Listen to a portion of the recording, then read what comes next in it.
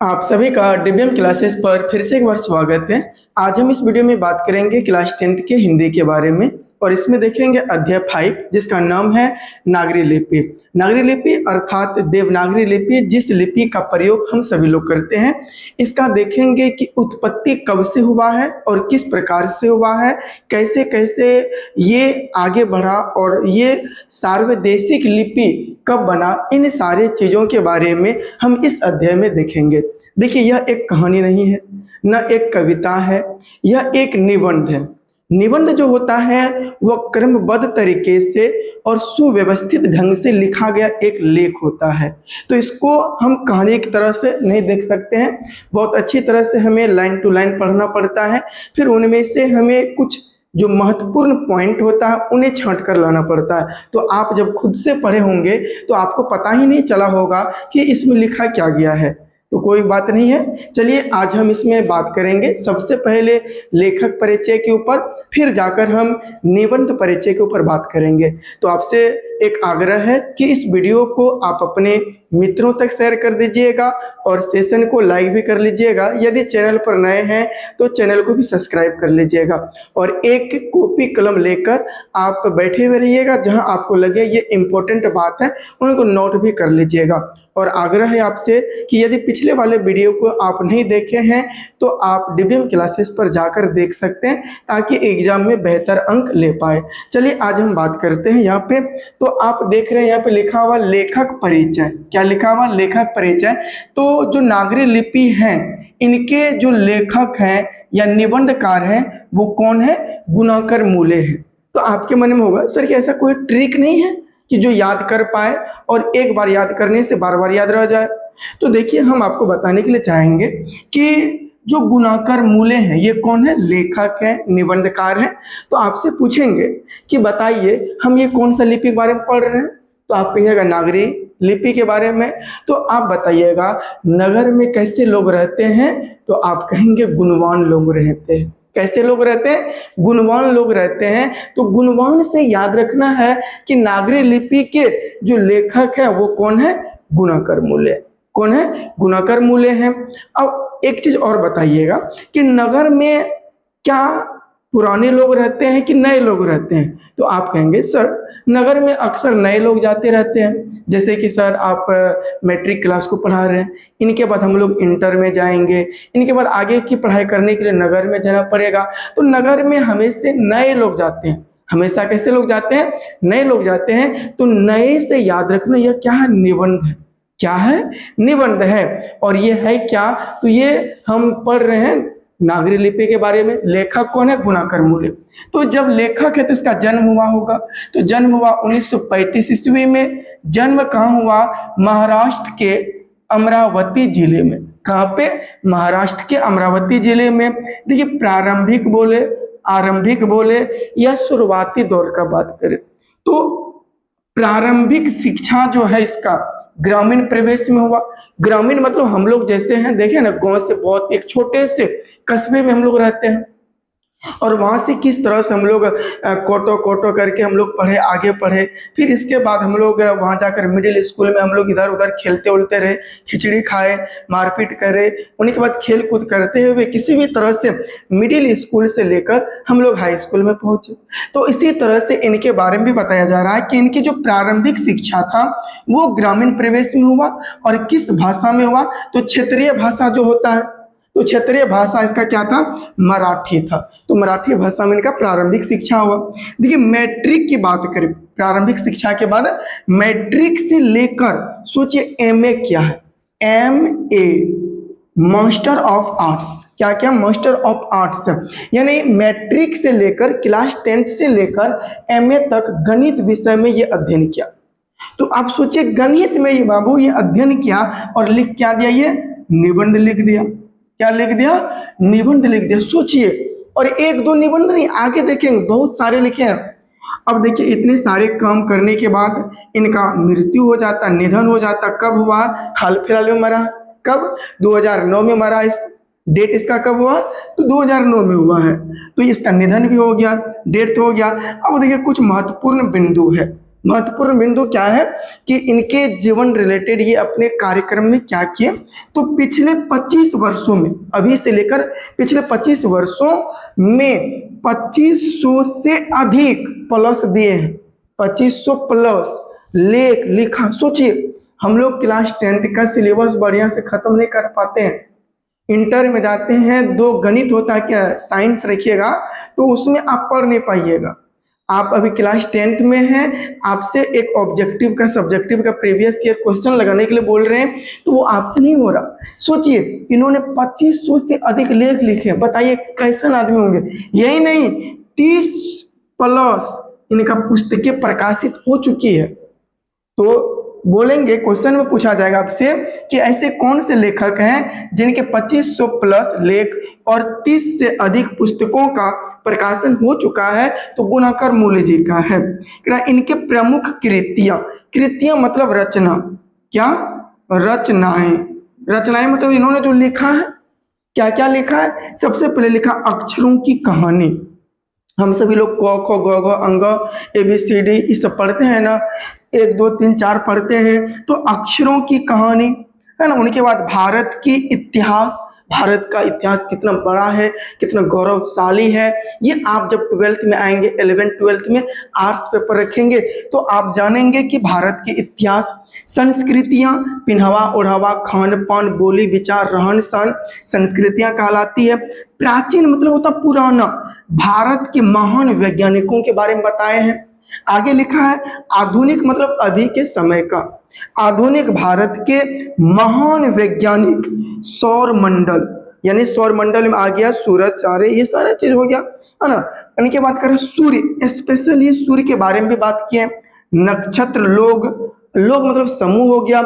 नक्षत्र के बारे में, भारतीय लिपियों की कहानी, भारत में जितने सारे लिपियां बोली जाती है उनके ऊपर भी इन्होंने लिखे हैं। आगे है अंतरिक्ष यात्रा। सोचिए, अंतरिक्ष यात्रा के बारे में भी कैसा इंसान है, बताइए आप, कि अंतरिक्ष यात्रा के बारे में भी लिख दिया है। ब्रह्मांड परिचय, ब्रह्मांड में पूरे सारे चीज आ गए है ना, तो उनके ऊपर में भी ये परिचय बताए हैं।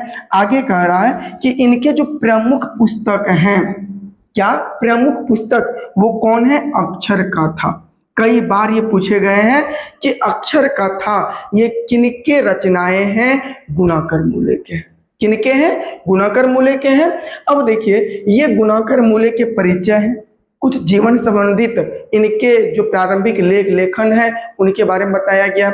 अब आपसे पूछे, गुणाकर मूल्य जो लिखे वो नागरी लिपि लिखे, तो गुणाकर मूल्य के किस पुस्तक से नागरी लिपि को लिया गया है, तो यहाँ पे हम लिख दिए हैं कि नागरी लिपि जो है यह गुणाकर मूल्य के भारतीय लिपियों की कहानी से लिया गया है, या एक पुस्तक का नाम है, इससे लिया गया है, और यह है क्या, एक निबंध है। तो उम्मीद करते हैं इनके जीवन परिचय आप अच्छी तरह से समझ लिए होंगे। चलिए देखते हैं यहाँ पे लेखन परिचय या निबंध परिचय, दोनों का मतलब एक ही होता है। देखिए, सबसे पहले आपसे पूछा जाता है कि इनके लिपियों में स्थिरता कब से आना शुरू हो गया। देखिए, इनकी लिपियों में स्थिरता लगभग आज से 200 वर्ष पहले, जब इनकी लिपियों का क्रमबद्ध तरीके से टाइप करना शुरू किया गया। जैसे कि आप मोबाइल में टाइप करते हैं, टाइपिंग देखे होंगे, चाहे आप लैपटॉप, उनके बाद कंप्यूटर हो गया, कहीं भी ऑफिशियल डाटा को जो टाइप किया जाता है वह सब में जो आप टाइप देखते हैं, तो वो टाइप इनका बनना शुरू हो गया। तो वही लिखा गया कि 200 सदी पहले इनकी लिपियों में स्थिरता आने लगी। आगे कह रहा है कि हिंदी भाषा, चाहे नेपाली भाषा हो, चाहे मराठी भाषा हो, इनकी लिपियां कौन सी है, तो देवनागरी लिपि है। कौन सी लिपि है, देवनागरी लिपि है। आगे है कि बांग्ला लिपि, देखिए जो बांग्ला लिपि है यह जो है देवनागरी लिपि की बहन कहलाती है। तो आपसे पूरा प्रश्न पूछा जाएगा कि नागरी लिपि की बहन किसे कही जाती है, तो बांग्ला लिपि को। बांग्ला लिपि को किनकी बहन कही जाती है, नागरी लिपि की बहन कही जाती है। आगे है तमिल, मलयालम, तेलुगु और कन्नड़, ये सारे जो भाषाएं हैं किस लिपि से विकसित हुआ है, तो ब्राह्मी लिपि से। किस लिपि से, जिस प्रकार से नागरी लिपि बोलिए चाहे देवनागरी लिपि बोलिए, इनका भी विकसित जो हुआ है वो विकसित किससे हुआ? ब्राह्मी लिपि से।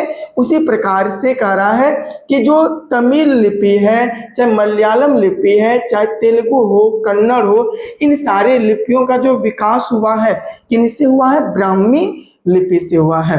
आगे कह रहा है कि प्रारंभिक लेखन, यानी कि नागरी लिपि का प्रारंभिक लेख लिखने का जो शैली है ये हमें कहां से प्राप्त होता है? दक्षिण भारत से। तो दक्षिण भारत, अगर आप इनका मैप देखने के लिए चाहते हैं तो ये आप देख सकते हैं। ये हो गया आपका भारत, क्या हो गया? ये हो गया आपका भारत हो गया, ये हो गया भारत। तो इसको कहते हैं उत्तरी भारत। कौन सा भारत कहते हैं इनको? उत्तरी भारत। और इनको कौन सा भारत कहते हैं? दक्षिणी भारत कहते हैं। तो यहाँ पे कह रहा है कि प्रारंभिक जो लेख है कौन सा लिपि का? नागरी लिपि का। वो कहाँ से मिला है? दक्षिण भारत में। देखिए दक्षिण भारत में हम देवनागरी लिपि को किस लिपि से यहाँ जाना जाता है? नंदी नागरी। देखिए यहाँ पे फिर से कह रहे हैं कि जो देवनागरी लिपि है वो दक्षिण भारत में इनको क्या कहा जाता है? नंदी नागरी कहा जाता है। आगे कह रहा है कोंकण के शिलाहार, कोंकण के शिलाहार, राष्ट्रकूट, विजयनगर के शासकों के लेख मतलब लिखने का तरीका, वो किस लिपि में लिखा गया है? तो नंदी नागरी। कौन सा? ये सारे आप जो देख रहे हैं ये सारे शासक, ये दक्षिण भारत के शासक हैं। कौन से भारत के? दक्षिण भारत के। तो इन सारे शासकों के जो लेखन थे वो लेखन किस लिपि में था? नंदी नागरी लिपि में था। आगे कह रहा है कि 11वीं सदी के सिक्कों पर नागरी लिपि के अक्षर देखने को मिलते हैं। आपसे प्रश्न पूछा जाएगा कि किस सदी में, किस सदी में या किस सदी के सिक्कों पर नागरी लिपि के लेख देखने को मिलता है? तो वो 11वीं सदी के सिक्कों पर ये नंदी नागरी या नागरी लिपि के लेख देखने को मिलता है। आगे कह रहा अकबर है एक महान शासक। देखिए अकबर एक बकलोल शासक था, लेकिन इनकी पत्नी जो थी बहुत अधिक पढ़ी लिखी थी और उन पत्नी का जो नाम था जोधाबाई था। तो इनके कारण ये बहुत महान कहलाए, वो सारे दिमाग इनको दिया करते थे। तो ये अकबर सोचिए एक मुस्लिम शासक है। अब मुस्लिम शासक होते हुए पर भी इन्होंने अपने सिक्कों पर ये राम और सीता के आकृति बनवाई। यानी कि आपसे पूछा जाएगा कि राम और सीता वाली आकृति के सिक्के कौन से शासक चलवाए थे? तो ये अकबर। बहुत अधिक इंपॉर्टेंट ऑब्जेक्टिव के दृष्टिकोण से हर वर्ष पूछा जाता है। आगे कह रहा है कि उत्तर भारत में नागरी लिपि को क्या कहा जाता है? ये हम बात कर रहे हैं ये उत्तर भारत में। तो उत्तर भारत में नागरी लिपि को हम देव नागरी लिपि कहते हैं, देव नागरी लिपि कहते हैं। आगे कह रहा है कि 8वीं 9वीं सदी में जो नागरी लिपि है, जो देवनागरी लिपि है, ये पूरे देश में विकसित हो गया, प्रचलित हो गया। वही कह रहा है कि 8वीं 9वीं सदी में पूरे देश में यह लिपि प्रकाशित हो गई, प्रचलित हो गई। समझे? तो आगे देखिए अब क्या कह रहा क्या कि नागरी बोलिए, देवनागरी बोलिए या नंदी नागरी लिपि की उत्पत्ति, ये सब तो हम यहाँ पे देख लिए कौन शासक कैसे किए थे, कब यहाँ पे हुआ था। लेकिन ये उत्पत्ति कैसे हुआ? आप किसी भी संस्था का नाम सुनते हैं तो क्या नाम वो गॉड गिफ्टेड होता है? नहीं, कोई भी व्यक्ति किसी भी कारणवश से लिखते हैं या रखते हैं। तो ठीक इसी प्रकार से जो देवनागरी लिपि है, जो नंदी नागरी लिपि है या नगरी लिपि, इनका उत्पत्ति जो हुआ ये कैसे हुआ है? देखिए सबसे पहले उस समय न हम थे न आप थे और जो भी लोग इधर हाल फिलहाल के हैं वो भी उस समय के नहीं थे। तो ऐसे कहा जाता है कि इस लेखन में कि ये जो लिपि है इस लिपियों में बहुत अधिक विद्वानों को लेकर मतभेद है। विद्वानों के अंदर जो है इस लिपि को लेकर बहुत अधिक मनभेद, मतलब कि ये वो बात कर रहे हैं, वो ये बात कर रहे हैं, लेकिन किसी को एग्जैक्ट डाटा जो फाइनल डाटा होता है वो किसी को पता नहीं है।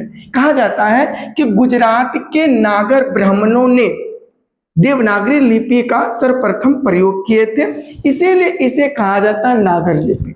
ये नागर लिपि क्यों कहते हैं? क्योंकि गुजरात के नागर ब्राह्मणों ने इसका इस्तेमाल किया था। गुजरात कौन सा है? यही है, मोदी जी का राज्य है ये, मोदी जी यहीं से बिलोंग करते हैं, महात्मा गांधी यहीं के हैं। तो यही कह रहा कि गुजरात के नागर ब्राह्मणों ने सबसे पहले इस लिपि का प्रयोग किया, इसीलिए हम इस लिपि को नागरी लिपि कहते हैं। कौन सा लिपि भैया? यही जो क ख ग लिख रहे हैं भैया, यही यही यही है, ये देखते हैं नागौरी, ऐसे जो इसी लिपि को आगे कह रहा। अब देखिए, ये तो पहला मत हो गया। दूसरा मत क्या है? दूसरा मत कह रहा है कि बाकी जो नगर है वो नगर है, लेकिन काशी जो है वो नगर नहीं, वो देवनगरी है। क्यों? क्योंकि वहां पर वह देवों की भूमि है, वह स्वयं देव अवतार लिए हैं। वहां पे स्वयं कृष्ण जी, स्वयं राधा जी, वहां देखे प्रेम मंदिर, ऐसे बहुत सारे यहाँ पे मिलते हैं। तो इसीलिए कह रहा है कि बाकी जो नगर है वो नगर है, लेकिन काशी जो नगर है वो देवनगरी है। इसीलिए यहाँ पे जो लिपि का प्रयोग किया गया है उन्हें देवनागरी लिपि कहा जाता है। समझ में आ रहा है कि उन्हें क्यों कहा जाता है देवनागरी? क्योंकि काशी नगरी में यहाँ पे ईश्वर का अवतार है, और इसीलिए यहाँ पे जो भी लिपियों का प्रयोग किया गया उन्हें देवनागरी लिपि कहा गया। अब आगे देखिए क्या कह रहा है, यहाँ पे कह रहा है कि पादताडितकम नामक एक नाटक में, यह क्या है? एक नाटक है। क्या एक नाटक ना होता है, कहीं भी जाकर वहां पे नाटक हो रहा है तो उनको लिखा गया था। तो कह रहा कि इस लेख में या इस नाटक में पटना को एक नगर कहा गया। भैया पटना, पटना एक साधारण सा शहर नहीं है। आप 10th क्लास में आप संस्कृत में द्वितीय चैप्टर को पढ़े होंगे, और वैसे भी जब इतिहास आप कोई पढ़ते होंगे तो उनको पता होगा कि पटना जो है ये बहुत बड़ा एक नगरी है। इन्हें प्राचीन समय में पटना को हम लोग क्या कहते हैं पता है? कमेंट में आप बताइएगा, तो कमेंट में बताइएगा। इन्हें पाटलिपुत्र कहा जाता था, इन्हें कुसुमपुर कहा जाता था, इन्हें पुष्पुर कहा जाता था। आगे देखेंगे तो इसी तरह से बहुत अधिक बड़े बड़े नामों से ये प्रचलित हुआ है ना। पटना को यही नहीं, पटना को हम लोग यहाँ पे पाटलिपुत्र भी कहा गया, क्योंकि यहाँ पे देखे थे कि जो गौतम बुद्ध है कई बार यहाँ पे आकर अपना उपदेश दिए हैं। तो इसीलिए कह रहा है कि जो ये पटना है यहाँ पर बहुत बड़े बड़े शासक थे, जैसे कि चंद्रगुप्त मौर्य है, बिंदुसार है, बिंबिसार है। वही नहीं, आगे देखेंगे तो अशोक जैसे महान शासक ये पटना के हैं, और गौतम बुद्ध भी यहाँ पे आते जाते रहते थे। तो ये सारे जो लोग थे यहाँ पे उनका क्या आवागमन लगल रहता था। इसके बाद यही अगर नालंदा में देखिएगा तो दुनिया का सबसे बड़ा प्रसिद्ध विश्वविद्यालय नालंदा विश्वविद्यालय। तो इसीलिए कहा गया है कि पटना को एक बहुत बड़ा भव्य नगरी कहा जाता था, नगर कहा जाता था। इसीलिए इनको कहा जाता है कि ये देवनागरी लिपि, यहाँ पे जो भी लिपि का प्रयोग किया गया है उस लिपि को यहाँ पे देवनागरी लिपि कहा गया है। अब देखिए यहाँ पे कह रहा है कि और यहाँ पे एक मद और है, मत चंद्रगुप्त द्वितीय या विक्रमादित्य, ये चंद्रगुप्त द्वितीय बोलिए या विक्रमादित्य बोलिए, कोई दिक्कत नहीं है, का व्यक्तिगत नाम, मतलब इसका स्वयं का जो नाम था देव था, इसीलिए इसे क्या कहा गया? देवनागरी। क्या कहा गया? देवनागरी कहा गया।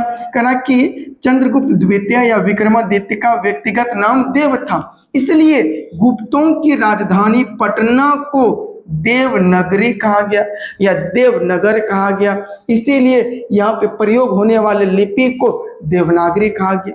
अब यहीं तक नहीं रुकता है, आगे कह रहा है कि जो दक्षिण भारत है यहाँ पे जो विजयनगर के सम्राट थे, जो शासक थे, जो आप यहाँ पे देख रहे हैं, यहाँ पे दक्षिण भारत में विजयनगर के सम्राट, यहाँ पे बहुत बड़े विशाल मंदिर हुआ करते थे। वहां पे शिव जी के जो क्या कहते हैं कि इनके पशु मतलब वही क्या बैल को नंदी कहा गया। क्या कहा गया? नंदी। इसीलिए उस नंदी को यहाँ पे नंदी नागरी कहा गया। वहां पे जो भी प्रयोग किया गया लिपि को। आगे कह रहा है कि 14वीं-15वीं सदी के विजयनगर के शासकों ने अपने लेखों की लिपि को, क्या कह रहा है कि 14वीं सदी और 15वीं सदी के विजयनगर के शासकों ने अपने लेखों की लिपि को क्या कहा, कहा कि नंदी नागरी। क्यों कहा था? क्योंकि दक्षिण भारत में बहुत बड़े मंदिर थे और मंदिर में जो पूजा किया जाता था, जो बैल था उनको नंदी कहा जाता था, इसीलिए वहां पे जो भी प्रयोग किया गया लिपि, उस लिपि को क्या कहा गया? नंदी नागरी लिपि कहा गया। तो कभी भी आपको सेटिस्फाइड नहीं होंगे कि कौन सी लिपि का प्रयोग कैसे हुआ, क्या कहे नहीं कहे, तो बहुत अधिक मनभेद है, यहाँ पे मतभेद भी है बहुत सारे वैज्ञानिकों के अंदर में। तो यहाँ पे 15वीं और यहाँ पे क्या करें 14वीं-15वीं सदी में। आगे कह रहा है कि हिंदी के आदि कवि कौन है, मतलब बहुत अधिक पुराने कवि जो है वो कौन है? श्रहपाद है। किसे कहे जाते हैं? श्रहपाद को कहे जाते हैं। अब देखिए दक्षिण भारत में यहाँ पे कर्नाटक है, क्या है? कर्नाटक है। तो कह रहा कि कर्नाटक जो है यहाँ पे एक जगह है श्रवणबेलगोला, और यहाँ पे बिहार है, बिहार से यहाँ पे चंद्रगुप्त मौर्य, यहाँ पे चंद्रगुप्त मौर्य के बारे में, जो मौर्य वंश के संस्थापक थे, यहाँ से ये भद्रबाहु के साथ में चलते चलते जैन धर्म को पालन करते हुए कर्नाटक पहुंचे, और कर्नाटक में आकर यहाँ पे एक जगह था श्रवणबेलगोला, यहाँ पे संलेखना विधि से अपना जीवन को समाप्त कर दिया, यानी कि बिना खाए बिना पिए एकदम भूख हड़ताल करके अन्न जल सब चीज को त्याग करके अपने जीवन को यहाँ पे खत्म कर दिया। उन्हें कहते हैं संलेखना विधि। ये जैन धर्मों का यहाँ पे बहुत अधिक प्रसिद्ध, ये कहा जाता है कि विधिवत तरीका है। तो यहाँ पे कहा जाता है कि कर्नाटक प्रदेश का श्रवणबेलगोला जो स्थान है ये किसके लिए प्रसिद्ध है? तो जैन धर्मों का एक प्रसिद्ध तीर्थ स्थल है। तो आपको ये सारा चीज आशा करते समझ में आया होगा। यदि समझ में आया तो आप इनका क्या कर लीजिए कि इनको लिख लीजिए, और उम्मीद इतना है कि यहाँ से ऑब्जेक्टिव एक भी नहीं छूटेगा।